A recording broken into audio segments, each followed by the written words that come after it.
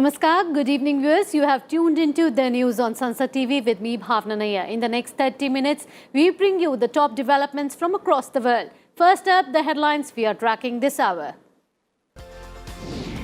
ASEAN laid foundation for Indo-Pacific economic structure, asserts S. Jaishankar at India-ASEAN Foreign Ministers meeting. Prime Minister meets the foreign ministers. First National Conference of Chief Secretaries starts in Dharamshala, Himachal Pradesh. Prime Minister Modi chairs the meeting. COVID cases surge across the country. Over 12,000 new cases reported in the last 24 hours. US Federal Reserve's hikes policy rates, raises fears of recession in world stock markets, including India. Monsoon advances towards Gangetic Plains in West Bengal. Torrential rains in Assam for third day in a row.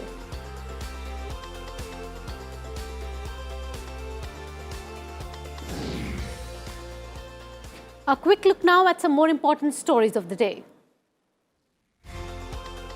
WTO needs a balanced and inclusive agenda, asserts Commerce Minister Piyush Goyal, underscores India's supports for robust reforms and modernization. Power Minister R.K. Singh says India leading energy transition and becoming fastest growing renewable energy capacity in world. Panel led by Home Minister Amit Shah approves 1,043 crore as disaster response fund for Rajasthan and Nagaland. Rajasthan to get 1,004 crore and Nagaland 39 crore rupees. INS Sahyadri and INS Kamorta on 3-day visit to Indonesia. Navy personnel will participate in professional interactions with Indonesian Navy. NSA Ajit Doval addresses BRICS National Security Advisors meet, underscores need for reform of multilateral system to address global issues. Key highway NH6 in northeast collapses after landslides. Highway connects southern Assam, Mizoram, Tripura and parts of Manipur. SPICEJET wants 15% fare hike to counter high fuel cost and weak rupee. Claims operating costs are at unsustainable levels. Pakistani rupee at an all-time low. US dollar trades at 207 Pakistani rupees over concerns about depleting foreign exchange reserves and ambiguity over IMF deal. Saudi Arabia seizes rainbow-colored toys and articles of clothing in an apparent crackdown on homosexuality in the country. And Rahul ruled out of the England tour. BCCI to send him to Germany for further treatment.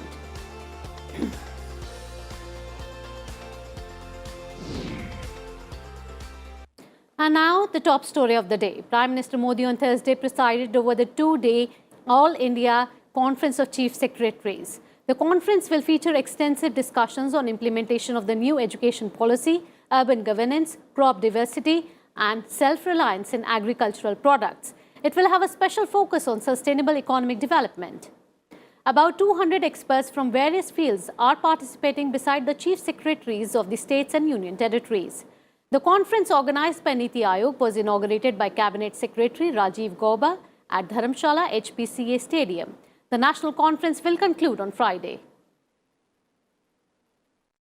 Moving ahead, India supports a strong, united and prosperous ASEAN, asserted External Affairs Minister S. Jaishankar on Thursday.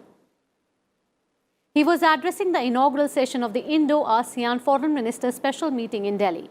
The External Affairs Minister said ASEAN had laid the foundation for the strategic and economic architecture in the Indo-Pacific region. The summit is exploring ways to deal with the adverse effects of the Ukraine crisis on trade, economy and regional security. India is hosting the two-day conference to mark the 30th anniversary of its ties with the Association of 10 Southeast Asian nations. ASEAN's role today is perhaps more important than ever before, given the geopolitical challenges and uncertainties that the world faces. India fully supports a strong, unified and prosperous ASEAN, one whose centrality in the Indo-Pacific is fully recognized. The strong convergence of the AOIP and the IPOI is a testimony to our shared vision for the region.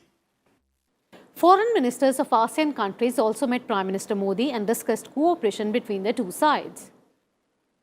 National Security Advisor Ajit Doval and External Affairs Minister S. Jaishankar were also present. The ASEAN foreign ministers are in New Delhi to attend the two-day conference. ASEAN-India dialogue relationship began in 1992 when India became a regional dialogue partner of ASEAN. India became a full dialogue partner in December 1995. Moving ahead, Defence Minister Rajnath Singh on Thursday addressed the Jawans of the armed forces at Baramulla cantonment in Jammu and Kashmir. He said that it is due to the Jawans that there has been a reduction in the incidence of the terrorism in the valley today. Rajnath Singh, who arrived on a two-day visit, will visit forward areas. He will also attend the 200th anniversary of the coronation ceremony of Maharaja Gulab Singh in Jammu. आप तो दुश्मनों से हमारी मातृभूमि की रक्षा करते हैं। आपका दर्जा कितना बड़ा है उसको मैं शब्दों में बयान नहीं कर सकता और आप जिस हौसले के कारण यह सीमाओं की आप रक्षा करते हैं उस हौसले का मैं अभिनंदन करता हूं। Congress leaders on Thursday sought the intervention of Lok Sabha Speaker Om Birla and Rajya Sabha Chairman M. Venkaiah Naidu into the alleged manhandling of several of the party's parliamentarians. The alleged manhandling took place during the party's protest against the summoning of Lok Sabha MP Rahul Gandhi in the alleged National Herald money laundering case on Wednesday. A delegation of Lok Sabha MPs led by the leader of the Congress in Lok Sabha, Adhir Ranjan Chaudhary, met Lok Sabha Speaker Om Birla. A group of Rajya Sabha MPs led by leader of the opposition in Rajya Sabha, Mallikarjun Kharge, P. Chidambaram, K.V. Venugopal and Jairam Ramesh met the Rajya Sabha chairman.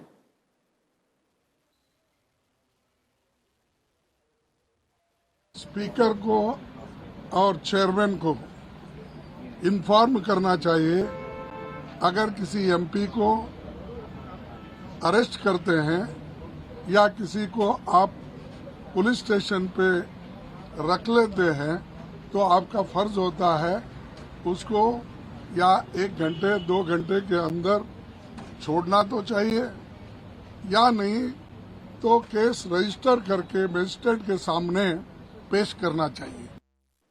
And a look now at some of the other national stories of the day. Union Minister Gajendra Singh Shekhawat addressed a workshop on Dam Safety Act 2021 in Delhi. He said that the government's flagship program, the Dam Rehabilitation Improvement Project, has increased the safety and operability of large dams. Transport Minister Nitin Gadkari on Thursday emphasized the need to balance the need for ecology, environment and development. At a conference organized on reducing industrial pollution, he said that along with the economy, attention needs to be paid to environment as well.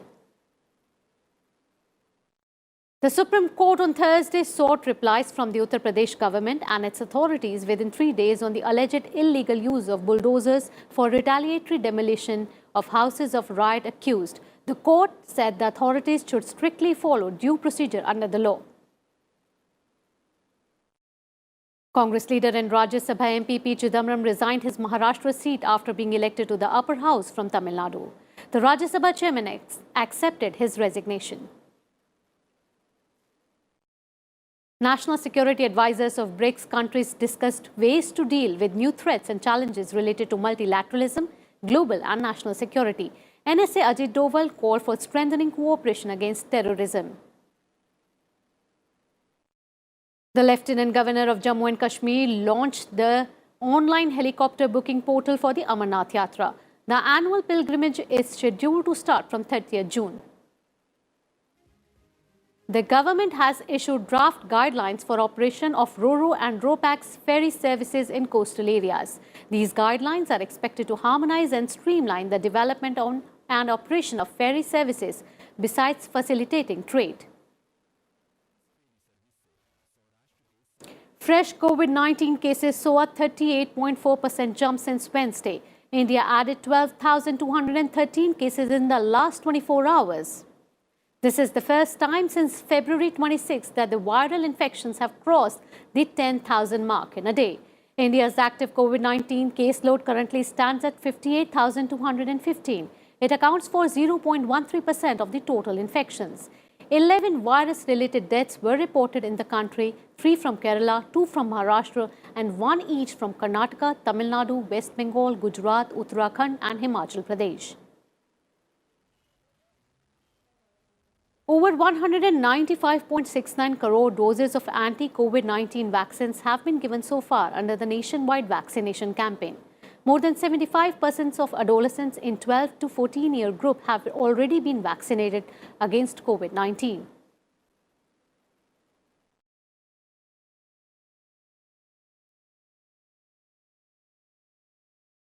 The US Federal Reserve on Thursday raised its key interest rate by 3/4 of a point, its largest hike in nearly 3 decades. It has signaled more large rate increases to come. With inflation reaching a 4-decade high of 8.6% and showing no sign of slowing, the US Central Bank is ramping up its drive to tighten credit. The move that the US Fed announced after its latest policy meeting will increase its benchmark short-term rate that affects many consumer and business loans to a range of 1.5% to 1.75%. The rate hike also reveals how Americans are starting to expect high inflation to last longer than they had before. Experts feel the sentiment could embed an inflationary psychology in the economy that would make it harder to bring inflation back to the Fed's 2% target. The Fed's decision to impose a rate hike as large as it did on Wednesday was an acknowledgement that it is struggling to curb the pace and persistence of inflation. The situation has been worsened by Russia's war against Ukraine and its effect on energy prices. Inflation has shot to the top of voter concerns in the months before Congress's midterm elections, souring the public's view of the economy, weakening US President Joe Biden's approval ratings. Biden has sought to show he recognizes the pain that inflation is causing American households, but has struggled to find policy actions that might make a real difference. Shortages of oil, gasoline, and food are propelling inflation. However, the dominant view is that US Fed isn't ideally suited to address many of the roots of inflation, which involve Russia's invasion of Ukraine, still clogged global supply chains, labor shortages, and surging demand for services from airline tickets to restaurant meals. Bureau Report, Sansad TV. Moving ahead, close on the heels of its largest rate hike in 25 years by the US Federal Reserve, countries worldwide followed suit. The Bank of England, Swiss National Bank and Taiwan's Central Bank also raised their interest rate, triggering a fall in global markets. European benchmarks and most Asian markets fell. Markets across the globe saw a sharp plunge as a result of the global rates hike. France index sank 2%, while Germany's markets shrunk 2.7%. Japan's benchmark Nikkei 225 saw a marginal rise of 0.4%, while Hong Kong's Hang Seng shed 2.2%. Meanwhile, the BSE Sensex tumbled by nearly 1.99%, even as NSE Nifty plunged 2.11%. Barring Nestle India, major stocks including Tata Steel, Tech Mahindra, Bharti Airtel and Wipro among others lost as much as 6.04%. The rupee, however, recovered from its record low to close 12 paise higher at 78.10 against the American dollar. With oil marketing companies increasing aviation turbine fuel ATF prices by as much as 16%, air travel is likely to get more expensive, with consumers having to shell out as much as 15% higher on airfares. This is expected to further lead to negative impacts on the civil aviation industry, which has already suffered huge losses during the COVID-19 pandemic.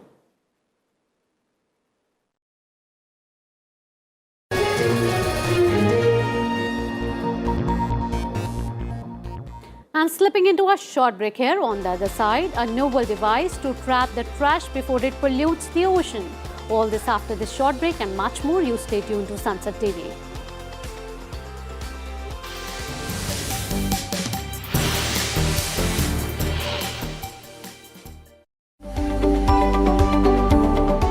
We all know the importance of good health, but often we don't know how to achieve it.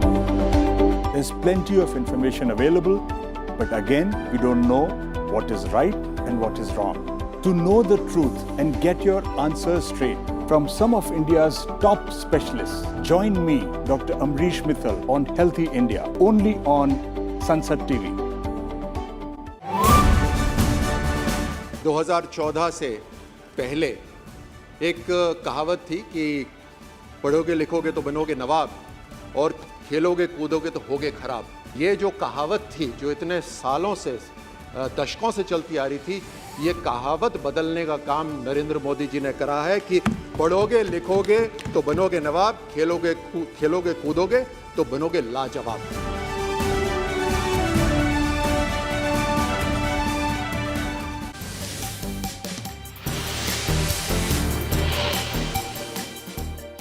Welcome back after the break. You're watching our news bulletin, The News, and time now for all the main developments from the Russia-Ukraine war front.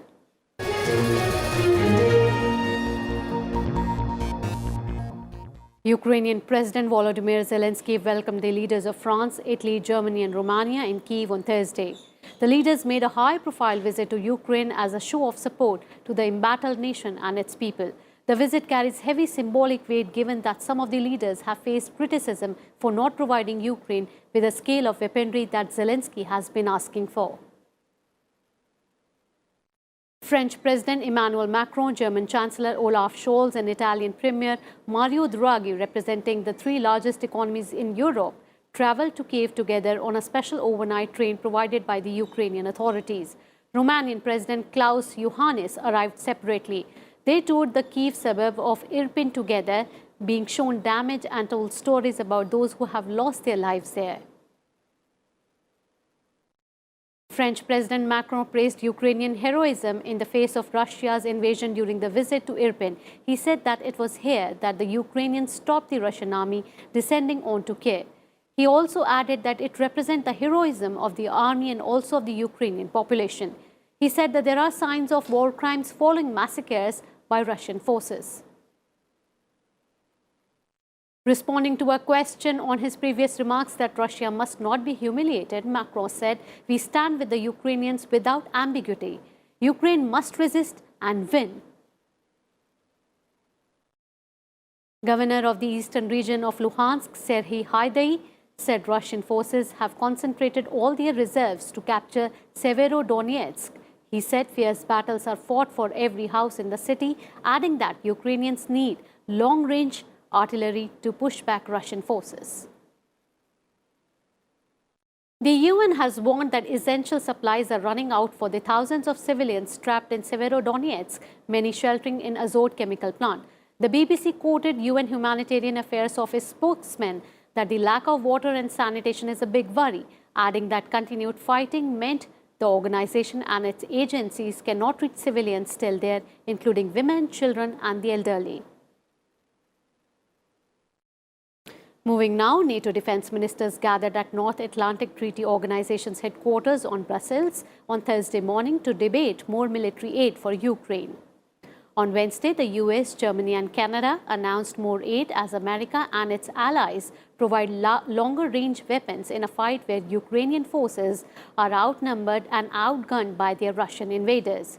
Germany announced that it will provide Ukraine with 3 multiple-launch rocket systems that Kiev has said it urgently needs, while Canada said it will provide barrels for M77 howitzer artillery guns.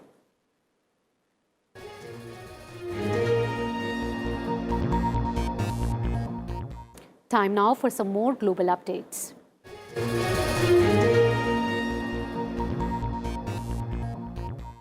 Millions of tons of plastic wind up in the ocean every year, killing plants and animals. Many novel devices are being used or tested worldwide to trap plastic trash in rivers and smaller streams before it can get into the ocean. Can these trash trap help reduce the problem? Let's find out in this report. Aquatic drone waste shark is hoovering up plastic waste in a pond in Rotterdam. Its hold can accommodate 160 liters of trash, floating plants and algae. According to its makers, Rand Marine Technology, it operates up to 8 hours on one charge. The design is inspired by the whale shark that swims the ocean with its mouth wide open. More than 40 are in use in a dozen countries, including the UK, US, Nigeria and Singapore. Prices start at €23,500 for manually controlled models, more for programmable versions. In the Netherlands, the bubble bar near Amsterdam device sits across a river at the intersection of several canals. It's a simple system that pumps compressed air into a submerged tube with thousands of tiny holes in it. The escaping air from the holes form the bubbles on the water's surface. These bubbles steer the waste and rubbish suspended midstream into a collection point at one bank. In India, Alphamers Limited has installed big floating barriers across rivers at 8 southern cities from Hyderabad to Tuticorin. The system is modular, easy and inexpensive to maintain during monsoons. 8 traps on the Kum River in Chennai corral 2,400 tons of plastics and 21,800 tons of other trash and floating plants in 2018, their first year in position. Then there are the trash wheels at the mouths of 4 Baltimore watersheds. The devices run rakes and a conveyor belt that moves floating trash into barge-mounted dumpsters. Osprey Initiative, Alabama, sets up floating traps on creeks, canals and rivers in the US and trains local crews to deal with the trash they catch. An estimated 8 metric tons of plastic enter the ocean every year. The devices are just a few fledgling attempts to dent the trend. Bureau Report, Sansad TV. And some more news now from across the world. Pakistan has hiked fuel prices by up to 29% to trim the fiscal deficit and secure support from the IMF. It is the third cut in fuel subsidies by the government headed by Prime Minister Shehbaz Sharif in 20 days. The new prices came into effect from Wednesday midnight and showed a massive hike of 24 rupees per litre in petrol prices and 59.16 rupees per litre of high-speed diesel. Prime Minister Sharif said that the government was left with no choice because of those who were struck the worst ever deal with the IMF. One of China's largest and most capable combat ships is conducting long-distance exercises in the Sea of Japan. The Chinese newspaper Global Times said the mission was the first of the type 055 destroyer Lhasa since the commissioning last year. It is accompanied by Luoyang class type 052D destroyer Chengdu. The Sea of Japan lies in the north of China between the Japanese archipelago, Sakhalin Island, the Korean Peninsula and the Russian Far East mainland. Nearly 300 people packed above and below deck on an old wooden fishing boat were rescued off the coast of Libya on Wednesday. The boat was found adrift in early hours of Wednesday morning. Rescue rafts were used to transport the migrants to the larger ship. After several other rescue operations, there were 416 migrants, including dozens of minors and a baby. US Secretary of State Antony Blinken says significant progress has been made on the 6 key goals laid out by the United States to help other countries respond to the coronavirus pandemic and improve preparedness for the next pandemic. Blinken is hosting the COVID-19 Global Action Plan meeting in Washington to frame the steps the US and the world is taking against the coronavirus. The Russian military aggression against Ukraine and what Europe has to do to cope with its key task for the forthcoming Czech Republic's presidency of the 27-nation bloc. The country formally takes on the leadership from France on July 1st. The country has pledged to use the rotating presidency of the EU Council, which sets the EU's political agenda to help Ukraine in all possible ways. And now the Electronic Entertainment Expo E3 is the largest annual video game trade show in the US. It is not taking place at the Los Angeles Convention Center this month, June, but various console makers are holding smaller virtual events and game studios to show off their upcoming titles. Here is a report.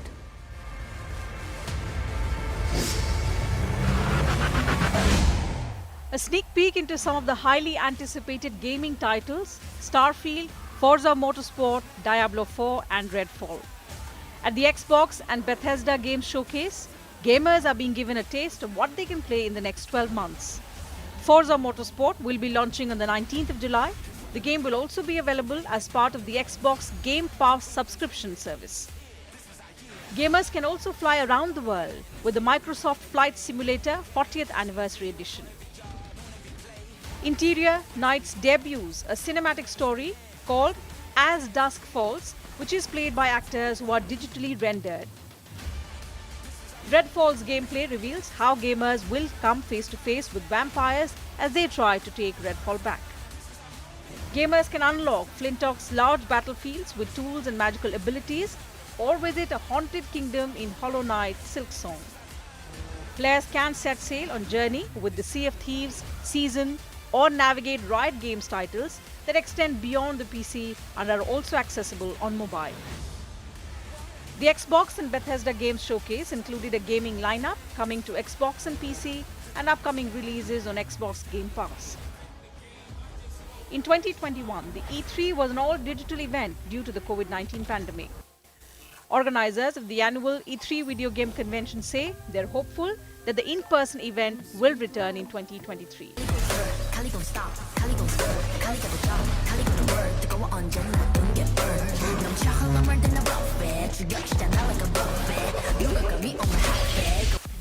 Bureau Report, Sansad TV.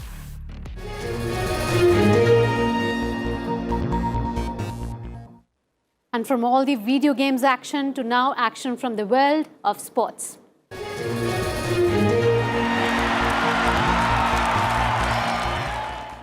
Starting with badminton, India's HS Pranoy has made it to the quarterfinals of the Indonesia Open Super 1000 tournament. Continuing his rich vein of form, Pranoy defeated Hong Kong's NG Lal Ka Long Angus in straight games 21-11, 21-18. Pranoy has defeated compatriot Lakshya Sen in the first round. Indian shuttler Sameer Verma ended his campaign at the Indonesia Open Super 1000 tournament with a straight game loss to world number 5 Lee Zijia of Malaysia in the second round today. The 27-year-old, a former world number 11, went down 10-21, 13-21 to 6-seeded Lee in a 43-minute match. This was Sameer's fifth loss to Lee in 7 meetings. Nick Kyrgios rallied past Stefano Tsitsipas at Harley Grass Court tournament, but only after a spat with the chair umpire over sweating. Kyrgios defeated world number 6 Tsitsipas 5-7, 6-2, 6-4 to reach a super second successive quarterfinal. Kyrgios got into a minor spat with the chair umpire in the third game of the second set, landing himself with a warning for time wasting. In cricket now, India will take on South Africa in the 4th T20I at Rajkot on Friday. After trailing 0-2, India won the third match at Vizag to keep the 5-match series alive. Rishabh Pant's men will again have to come up with a win to take the series to the 5th and final T20. The Indian captain himself needs to up his game in the remaining 2 matches. Mumbai have strengthened their hold on the Ranji Trophy semi-final against UP. After scoring 393 in their first innings, Mumbai bowlers restricted UP to 180 in their first innings. By the end of the day, 3 Mumbai have taken their overall lead to 346, getting to 133 for the loss of Prithvi Shaw's wicket in their second innings.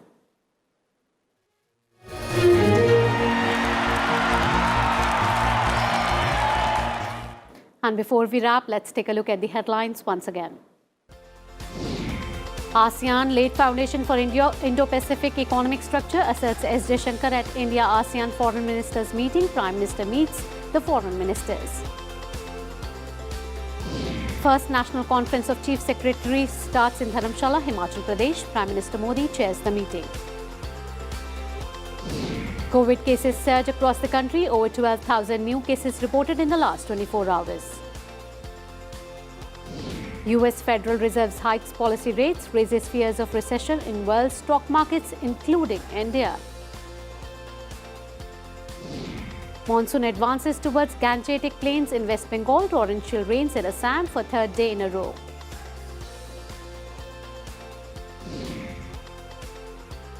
And that's all we have in this bulletin. To keep yourself updated, stay tuned to Sansad TV. Till then, goodbye. Namaskar.